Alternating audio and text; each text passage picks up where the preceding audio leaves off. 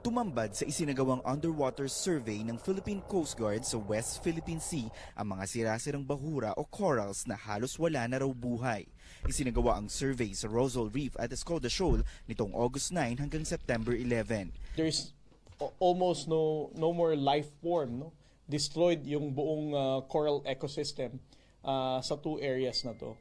Pero may iba pang napansin ang Coast Guard team. May mga nakadump na crash corals, and seemingly parang nilinis siya muna bago siya dinump, no? Matatagpuan ang Rosal o Iroquois Reef sa ibaba ng Recto Bank na pinaniniwala ang sagana sa oil at gas resources. Samantala ang Escoda o Sabina Shoal ang nagsisilbing take-off point ng mga sasakyang pandagat ng Pilipinas sa tuwing may resupply mission sa Ayungin Shoal.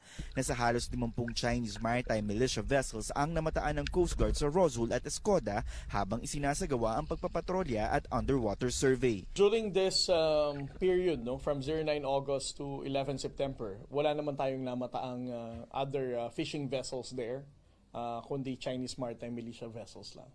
Sa ngayon, hindi pa diretsahang masasabi ng PCG na Chinese maritime militia vessels ang may kagagawa ng paninira ng mga bahura.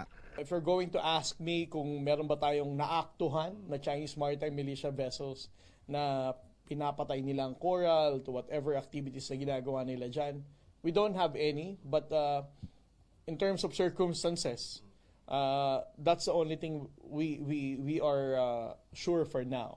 Hindi naman ikinagulat ng maritime law expert na si Jay Batungbakal ang ulat ng massive coral harvesting sa West Philippine Sea. Since 2013 na na-discover natin siya, nag-accelerate talaga siya as a prelude to their reclamation activities, no, on their artificial island.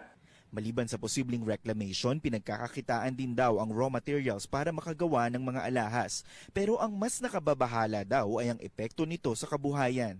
The worst case scenario, of course, is for us as a country that depends on the marine resources in the West Philippine Sea. This will lead to the collapse of the fisheries in that area. And as we know, that area contributes up to 27 to 30% of our capture fisheries.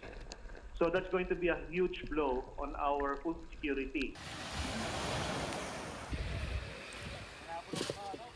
Hindi na rin bago para sa mga ngisda ng masinlok sa Zambales ang kwento ng mga illegal na aktibidad sa West Philippine Sea. Winawasak nila yung mga corals doon at kinukuha nila yung mga giant clam. At dahil dito, nasira na po yung paitlugan, tirahan ng ating mga isda. Gusto mang dalasan ng Philippine Coast Guard ang pagpapatrolya, limitado naman ang maaari nilang gawin. We only have 3 offshore patrol vessels. We have 10 44-meter vessels. It's not just the West Philippine Sea that we're patrolling. Hindi rin nila madaling buwagin ang pagkukumpulan ng Chinese maritime militia vessels sa West Philippine Sea. The only thing that we can do is to challenge their presence through radio, to document their presence, to tell them through radio as well, informing them that they're supposed to leave. Ikinakasa na ang susunod na maritime patrols at underwater survey kung saan hinihikayat ng Coast Guard ang mga maritime expert na sumama para malaman ang lawak ng pinsala sa marine ecosystem ng West Philippine Sea. Tristan Udalo, CNN Philippines.